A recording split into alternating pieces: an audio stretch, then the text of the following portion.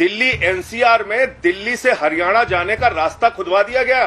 खट्टर साहब ने कहा हम यहाँ पे कोरोना संक्रमित लोग आ रहे हैं, दिल्ली से हम इनको घुसने नहीं देंगे। नोएडा से दिल्ली में एक माँ को 7 महीने का अपना बच्चा जो उसका अपोलो में एडमिट था, दूध पिलाने के लिए आना था, उसको आने नहीं दिया गया। ये कहीं सुना है आपने? जैसे जैसे जरूरत पड़ेगी वैसे वैसे हम बेड की संख्या दिल्ली में बढ़ाएंगे। आज अगर दिल्ली के रहने वाले यूपी, बिहार, हरियाणा, कर्नाटक के लोगों को कोई तकलीफ होती है, इमरजेंसी होती है, उनको बेड कहां से मिलेगी? दिल्ली से बाहर वालों का इलाज नहीं कर पाएंगे, ये कहने की नौबत क्यों आई जब तैयारी पूरी थी? देखिए, बिल्कुल आपने सही कहा कि तैयारी पूरी थी और तैयारी पूरी है। और 28,000 मरीजों में बहुत सारे मरीज ठीक भी हो गए हैं। मेरे ख्याल से उनका आंकड़ा आपने नहीं दिया।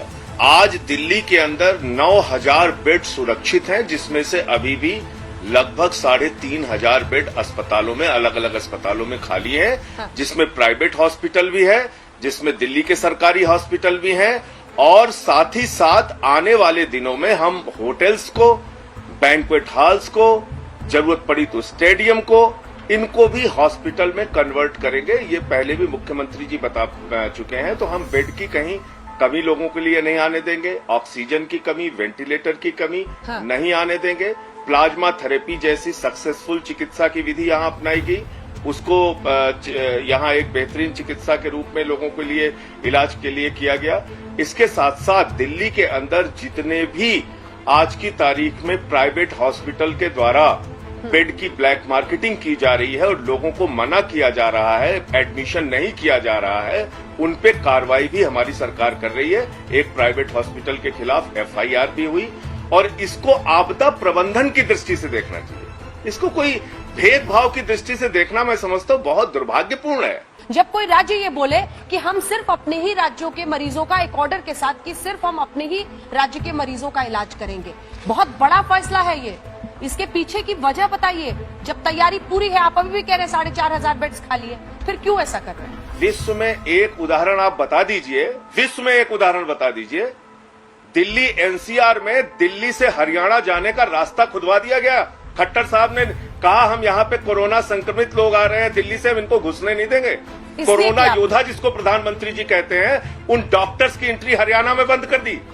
हाँ, डॉक्टर्स की एंट्री हरियाणा में बंद कर दी।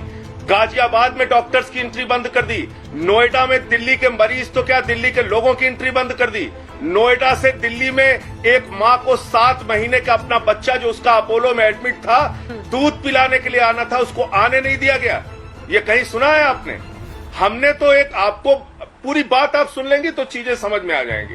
हमारे तैयारी में, फिर मैं दोहरा रहा हूं, कोई कमी नहीं है। जरूरत पड़ने पे हम बेड की संख्या, और उन्होंने बोला, आपने जो दिखाया उसमें भी बोला, फेज वाइज हम बेड की संख्या बढ़ाएंगे। हम उस पर पूरी तरीके से कायम है, हम उसको बढ़ाते जाएंगे। जैसे जैसे जरूरत पड़ेगी वैसे वैसे हम बेड की संख्या दिल्ली में बढ़ाएंगे। आज की तारीख में 3,500-4 हजार बेड हमारे पास अभी भी खाली हैं हॉस्पिटल में। जहां प्रॉब्लम आ रही है उस पर कार्रवाई करने का काम हम कर रहे हैं। अब आपने सवाल ये जो पूछा कि हमने दिल्ली से बाहर के लोगों का एडमिशन बंद क्यों किया, आज अगर दिल्ली के रहने वाले यूपी, बिहार, हरियाणा, कर्नाटक के लोगों को कोई तकलीफ होती है, इमरजेंसी होती है, उनको बेड कहां से मिलेगी? 10,000 सेंट्रल गवर्नमेंट के हॉस्पिटल के बेड सभी लोगों के लिए ओपन है। सारे प्राइवेट हॉस्पिटल में क्रिटिकल केसेस के लिए, ऑपरेशन से लेके इलाज के लिए, सारे लोगों के लिए, सबके लिए, पूरे देश के लिए ओपन है। हमने कौन सा भेदभाव कर दिया? अगर यहां रहने वालों की चिंता करना भेदभाव है तो इससे ज्यादा तो दुर्भाग्यपूर्ण कुछ नहीं हो सकता। अगर अस्पतालों में भीड़ बढ़ जाएगी, केसेस दिल्ली में बढ़ जाएंगे, डेथ बढ़ जाएगी। आप इस महासंकट के दौर में भी देख रही हैं, भारतीय जनता पार्टी धरना, प्रदर्शन, आंदोलन, मोर्चाबंदी किसी भी तरीके से छोड़ने को तैयार नहीं।